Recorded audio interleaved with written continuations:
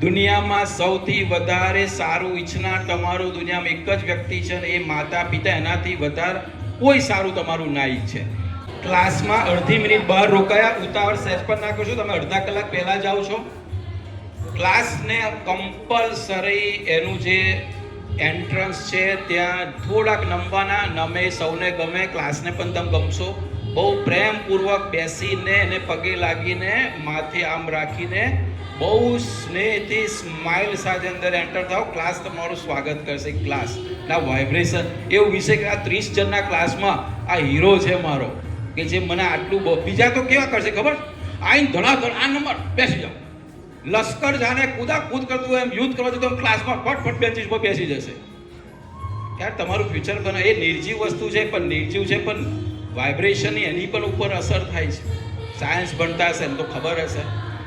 હવે ક્લાસમાં જાઓ એટલે તમારા રોલ નંબર ઉપર તમે સરસ રીતે બેસી જાઓ.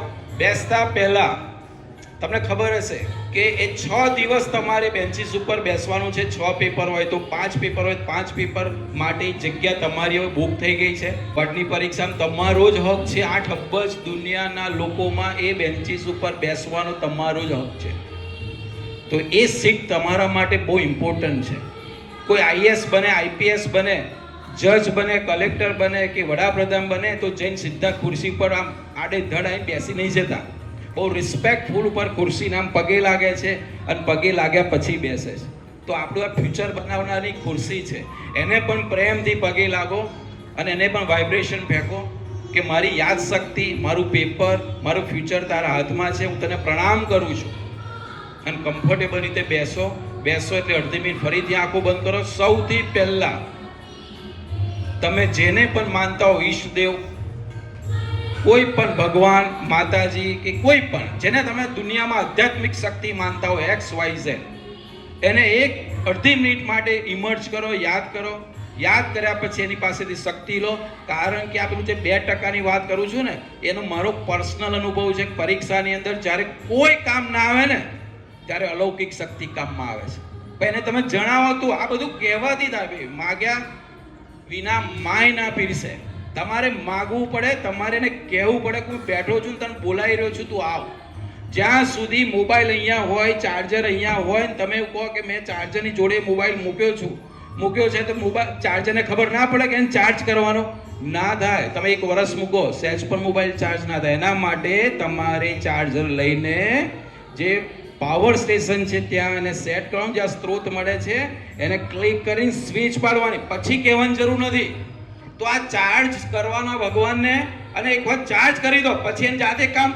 તમને કલ્પના નહીં હોય, આખો 4 માર્ક્સનો પ્રશ્ન કદી નહીં વાંચ્યો હોય ને, લખાવનાર ઉપરવાળો બેઠો. આ શ્રદ્ધા સાથે બેસું, ચમત્કાર થશે. ત્યાર પછી તમને જે સપ્લિમેન્ટરી આપે ભગવાનની હાજરીમાં પૂરવાની. તું બેસ, ભૂલ થાય નહીં. આવી રીતે પૂરવાની છે. કમ્પ્લીટ સપ્લિમેન્ટરી કમ્પ્લીટલી પૂરી થઈ જાય, તમને સંતોષ થઈ જાય એટલે બીજા નંબરમાં ફરીથી 10 સેકન્ડ માટે માતા પિતાને ઇમર્જ કરી લો. તો એમને યાદ કરી લો, આશીર્વાદ લઈ લો. ત્રીજા નંબરમાં જે વિષય તમને જે ભણાવે છે, ધારો કે એકાઉન્ટ છે તો એકાઉન્ટમાં ભણાવનાર જે તે ટીચર, તમે ટ્યુશનમાં ભણ્યા હોય, ઓનલાઈન ભણ્યા હોય, ઓફલાઈન ભણ્યા હોય, તમે જ્યાં પણ એકાઉન્ટનું જ્ઞાન મેળવ્યું હોય એ બધાને ઇમર્જ કરી લો અને એમની જોડથી આશીર્વાદ લઈ લો. તમને કદાચ ખ્યાલ નહીં હોય, પહેલાં યુદ્ધ જ્યારે કરવા જાય ને તો અર્જુન, ભીમ ને બધા જ પોતપોતાના ઈષ્ટદેવને યાદ કરે. સીધા આવી જા, મારી નાખું એવું નહીં.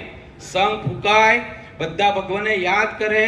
પોતાના ઈષ્ટદેવ ગુરુ, તમે જુઓ અર્જુને એમના ગુરુ સામે હતા ને તો આમ પગે લાગ્યો યુદ્ધ કરતા પહેલા. આ બધી જ નિશાનીઓ પોઝિટિવલી છે, પોઝિટિવલી વાઇબ્રેશનની છે. અને પછી કોને યાદ કર્યા? છેલ્લે 3 જણે યાદ કરવાના. કોને? ભગવાનને, માતા પિતાને અને આપણા ગુરુને. બસ યાદ કરો. હવે દુનિયાની કોઈ તાકાત તમને રોકી નહીં શકે. અને હવે સૌથી પહેલા તમે જ્યારે